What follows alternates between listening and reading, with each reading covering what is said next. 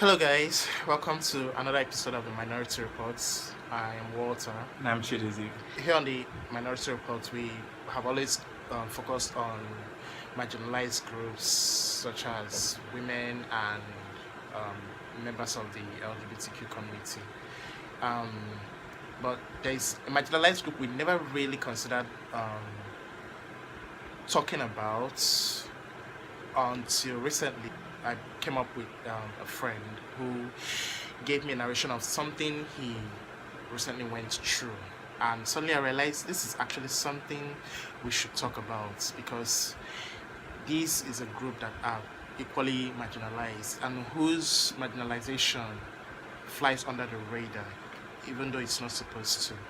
And we're talking about what the people we're talking about are those who live with HIV, AIDS, and how they are discriminated against, especially by organizations, Their recruitment process. Yeah.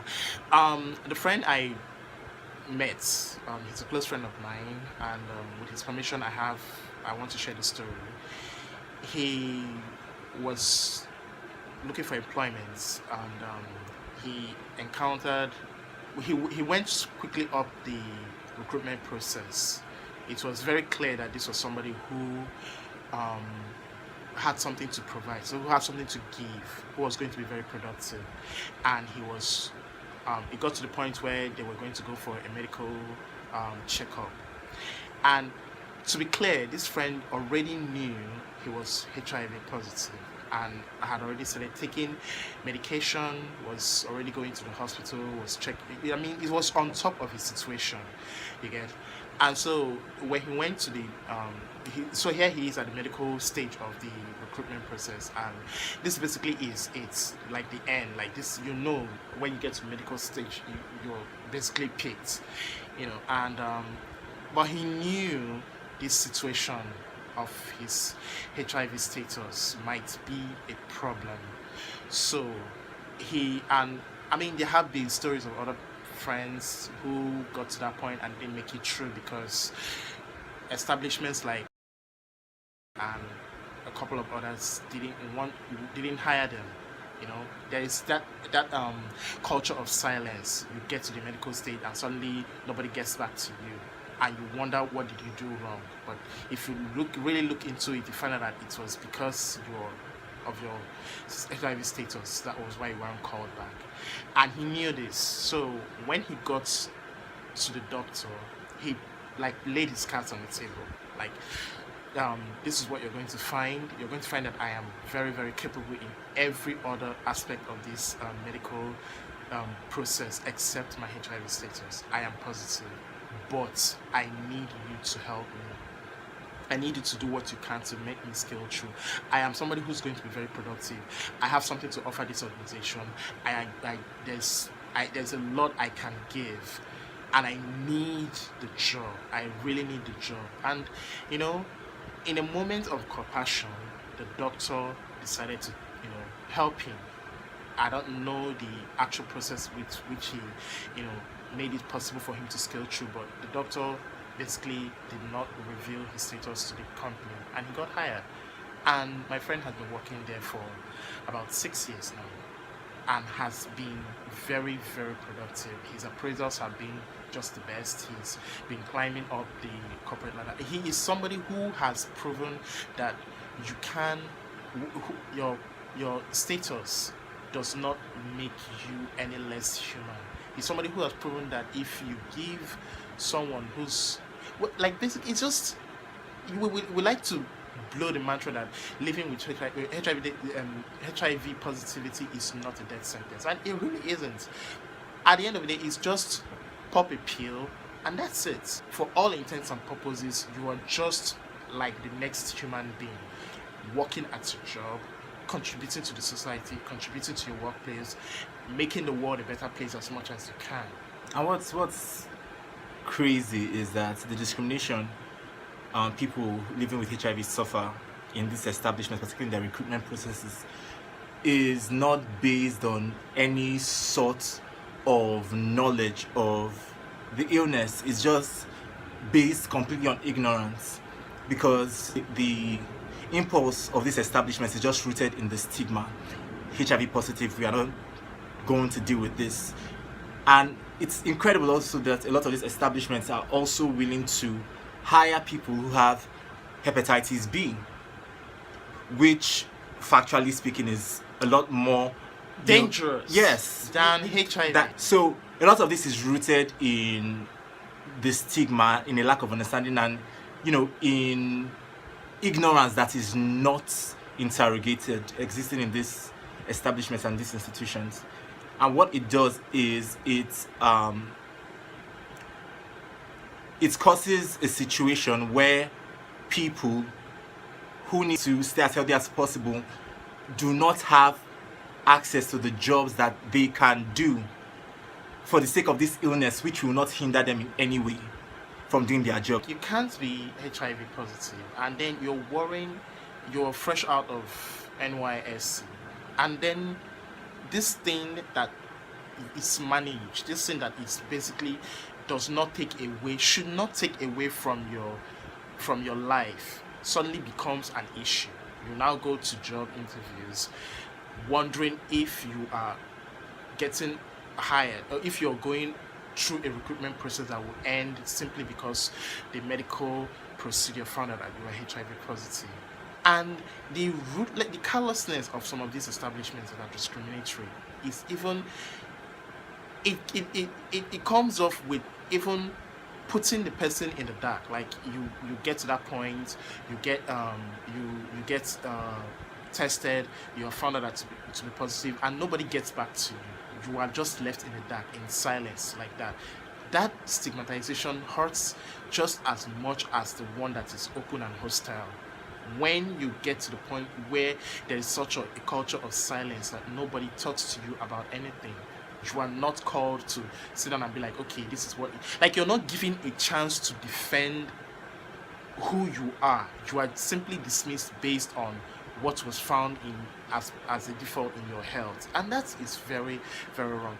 I mean,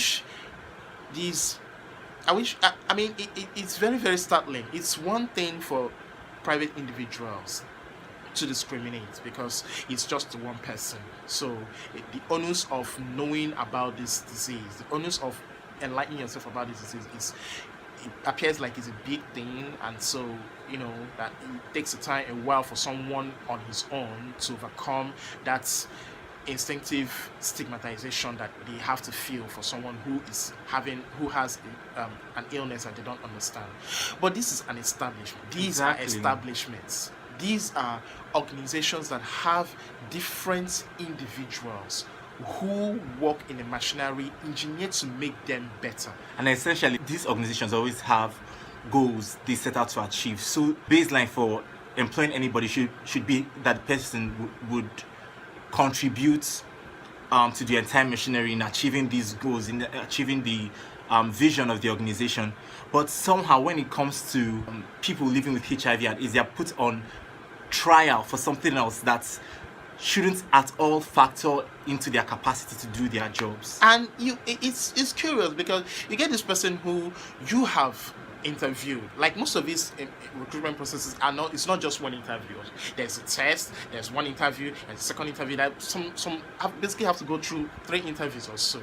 And you have spoken to this, you have tested them, you have spoken to them, you have, as discerning employers, you have sat with them and have been able to discern that these people are going to be productive to your company, to your organization. And then you get to the medical state and suddenly you change your mind because you found out that the person is HIV positive. That is a kind of ignorance that establishments should not harbor. And all of this also speaks to the failure of our legislature. There should be bills protecting the rights of people living with HIV and AIDS and other illnesses like kids. It should be outlawed to discriminate anybody based on their HIV status. And in many ways, I feel like the recruitment process should be a bit more transparent. I don't know, I can't really speak to the legality of it because when it comes to Nigerian labor law, the entire thing is a mess. But there should be a bit more transparency, and these are the sort of instances where legislation is supposed to intervene and make sure that people are not unnecessarily victimized and oppressed and have access just as anybody else to, you know, jobs and opportunities to better their lives and basically survive. Whenever the last HIV AIDS day in December, I think it was the last one or the one before last in 2017 or 2016, and there was this whole talk about the goal to exterminate or like get rid of HIV in the year.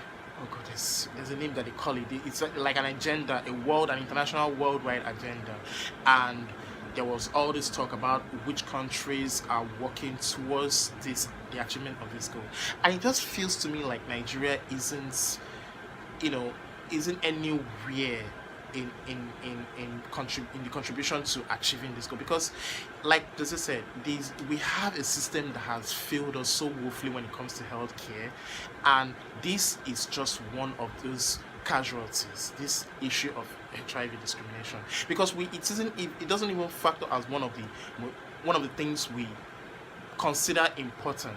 Now it comes right back to the issue when it involves LGBT people, because on the grand scale, gay men are the most affected. Now it speaks to a disregard from the legislation that you pass out a law that criminalizes what you call gay gatherings or things like that, and essentially making it illegal for gay men to congregate in a place where they could gain access to HIV, good healthcare. To all these healthcare that are funded by foreign governments. Like I distinctly remember an issue of some men who were arrested here in Lagos, and they were actually on a mission, to conscientize and distribute disseminate information based on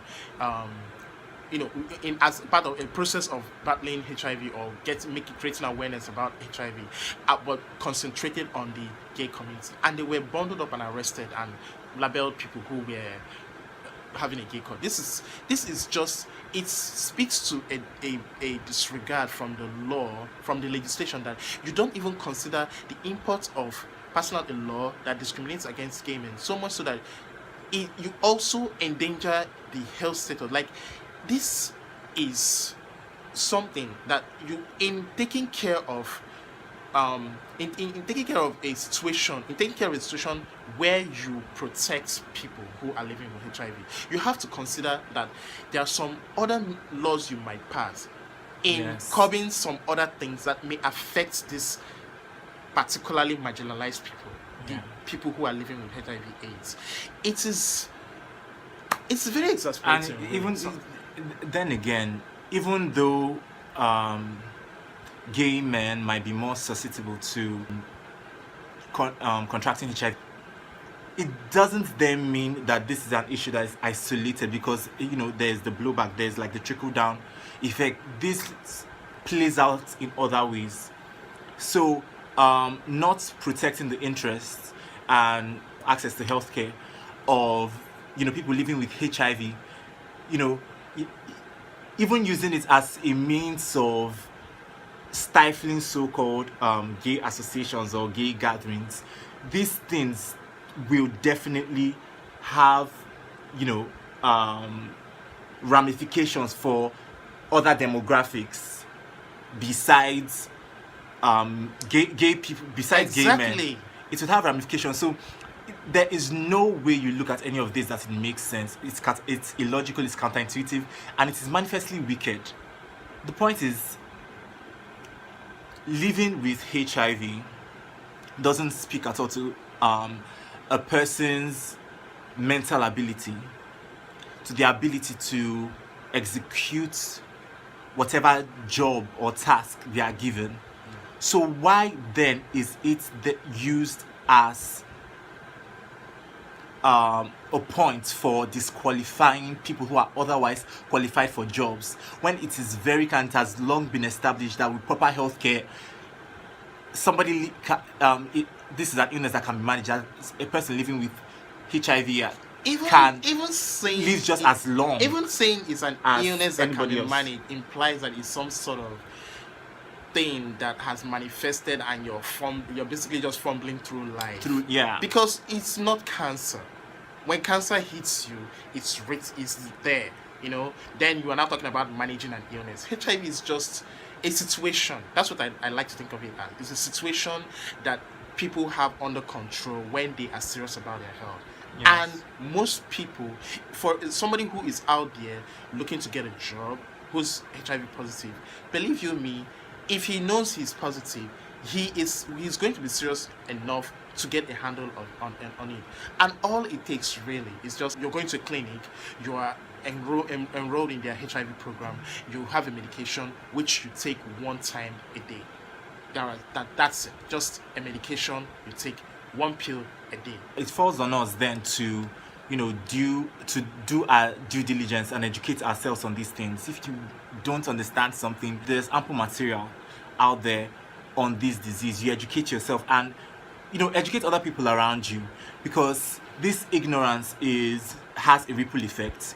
It's not just costing people opportunities, it's also making it impossible for people living with the disease to live to their full potential. Stigmatization only achieves one thing: it creates shame, and the reaction to shame is to hide. And when somebody is hiding, when somebody is not bold enough to take on something that is a problem in his life, he passes it on. When stigmatization starts, it doesn't just affect the people who are living with the virus, it affects everybody else around them.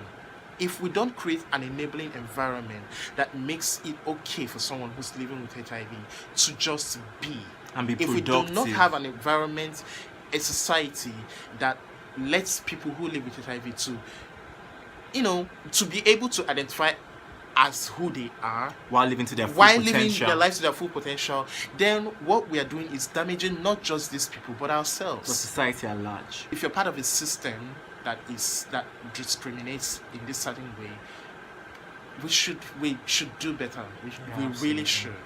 Educate yourself and please educate those around you, people in HR. It's important that everybody does their due diligence in these situations. That's the much we have to say about this issue. I wish we would go out there and try to live our lives the best way we can, and that involves treating the next person as kindly as we possibly can, with dignity and respect. Yeah, well, that's much for this episode. I hope we have given you something to think about and a reason to behave better in your daily lives. Walter. I'm Dozie. Bye.